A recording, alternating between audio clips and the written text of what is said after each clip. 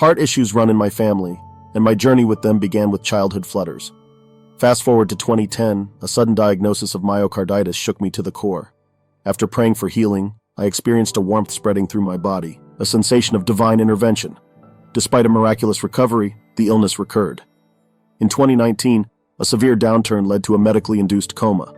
Waking up faced with a life-altering choice, I opted for an LVAD implant, feeling better than I had in ages. However, those 2 days in a coma, I had what is called a near-death experience. I found myself in a constant struggle to breathe, relying on life support machines just to stay alive. It was like existing in a state of limbo, feeling utterly alone and powerless. My body was too weak to fight back. Then came a moment I'll never forget, the sensation of my soul lifting out of my body. It was as if my body was desperately clinging on, causing my chest to heave in resistance. I could feel the inner battle as my fragile body tried to keep my soul tied down. Eventually, my body gave in, and my soul broke free, leaving my lifeless body behind. The sensation of breaking free from my physical form was beyond words, like escaping a cramped space into the vastness of freedom. Hovering near the ceiling, I saw my own body below, with Kim and Alice standing guard, amidst a whirl of medical activity. And then, there it was, a sliver of light, a silent beacon calling me forward. The light was stunning, warm, and inviting, enveloping me in a love so pure, it felt divine, surpassing even the profound love of my parents. This was a different scale of love, a cosmic embrace. Suddenly, from floating, I was standing in a place that felt as familiar as home, yet beyond my wildest dreams. It was a profound connection, a belonging that filled me, soul and body. But then, an overwhelming noise crashed into this serenity, a cacophony of voices so intense I thought I'd shatter. Yet as quickly as it came, it transformed into a soothing whisper, revealing itself to be the unified praise of billions, a moment of awe that brought me to my knees. Rising again, I found myself elevated above a sprawling city, standing on something miraculous, solid yet fluid, under my bare feet. The energy flowing through me was reminiscent of a divine healing I'd once experienced, filling me with vitality and connection unlike anything else. Dressed in a robe of light, I felt the breeze, not of this earth, but of pure energy, caressing hair I hadn't felt in years, bringing with it the scent of honeysuckle, so vivid, so sweet, it was as if I could taste the fragrance. In this place, every sense was heightened, every moment filled with wonder. It was a journey of the soul, a glimpse into something far greater, wrapped in the essence of divine love and celestial praise. As I found myself in a place that felt like heaven, I was given a view that took my breath away. Imagine being high above a city, surrounded by walls that stretched as far as the eye could see, both upwards and outwards. These weren't ordinary walls. They were grander than anything imaginable, towering and vast, a sight to behold. From this vantage point, outside the city's magnificent walls, the view was equally mesmerizing. Endless fields bursting with flowers more vibrant and beautiful than any I've seen on Earth, where people and animals roamed freely, enjoying the serene beauty together.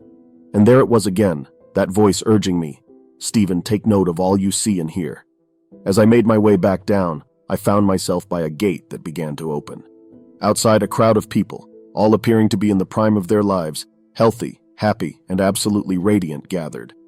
It struck me how there were no queues, no waiting. You were simply there, recognized instantly. Among the first to greet me were my parents, their presence a comfort. My dad, with a playful wiggle of his fingers, a gesture so significant because he had lost one as a boy. One by one, familiar faces appeared. Grandparents, aunts, uncles, each with their own story, some challenging, some uplifting. There was an uncle who had faced his own demons, another who had struggled with addiction, and yet another who had been on the wrong side of the law. I saw faces of people who lived lives as diverse as humanity itself, each with a message to pass on, messages that may not have made sense to me but meant the world to those who received them back on Earth. Friends and loved ones, each with their own story, but here they were just happy, healthy, and at peace.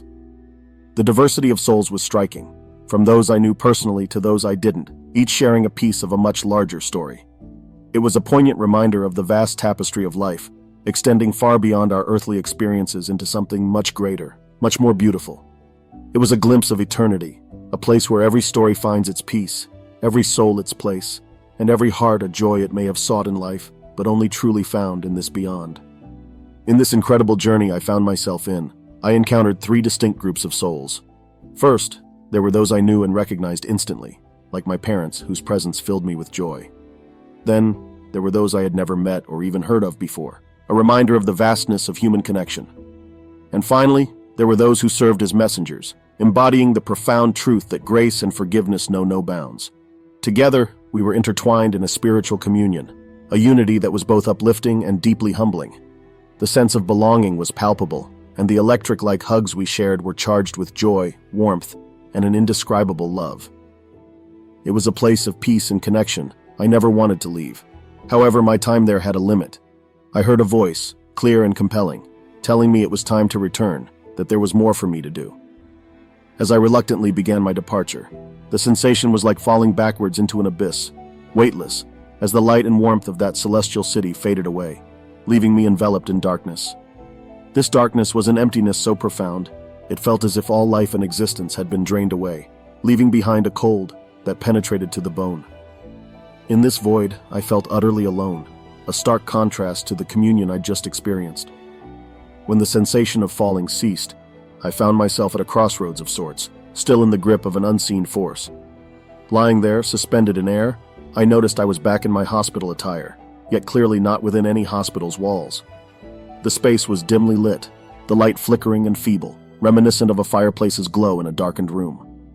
The room itself was an oval-shaped dome, enclosed, with no visible entrance or exit.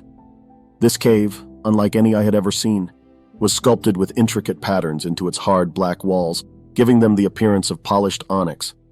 The most unsettling feature was the strange writing that adorned the wall at my feet. It was a script I couldn't recognize, alive and moving in a way that defied explanation, reminiscent of fiery, blood-red letters being etched by an invisible hand. This eerie spectacle unfolded like a backward-scrolling text, a message unknown yet clearly significant. Lying there, unable to move anything but my head and neck, I could only watch as this cryptic message continuously rewrote itself. It was a stark reminder that, wherever I was, it was far removed from the heavenly realm I had momentarily been part of. The transition from a place of profound connection and warmth to this cold, isolating environment was jarring, a vivid contrast that left me yearning for understanding and ultimately return. Here I was, suspended in midair as if lying on an invisible table, with no apparent way in or out. The ambiance was unsettling, with an air of coldness that seemed to seep into your bones, and yet the space was spotlessly clean, the mysterious embers of the writing leaving no trace behind as they continued their relentless march across the wall. Then, as if out of thin air, a figure appeared. This wasn't just any person. He was remarkably handsome, dressed to the nines in a way that seemed out of place in such a setting. His hair, a perfect slicked-back style without a strand out of place, and his clean-shaven face highlighted by a bronzed complexion and dark, captivating eyes, drew me in completely. There was an allure about him that was impossible to ignore.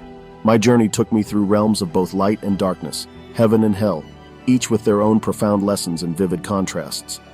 It was a revelation of choice, a stark reminder of the paths before us and the consequences of our decisions. The existence of heaven and hell is a reality that has shaped my understanding and my beliefs. Since returning from this profound journey, the improvements in my health and the positive changes in my life have been nothing short of miraculous. Through faith and trust, I found strength and healing that I never thought possible. This story was shared by Steve P. and happened in 2019.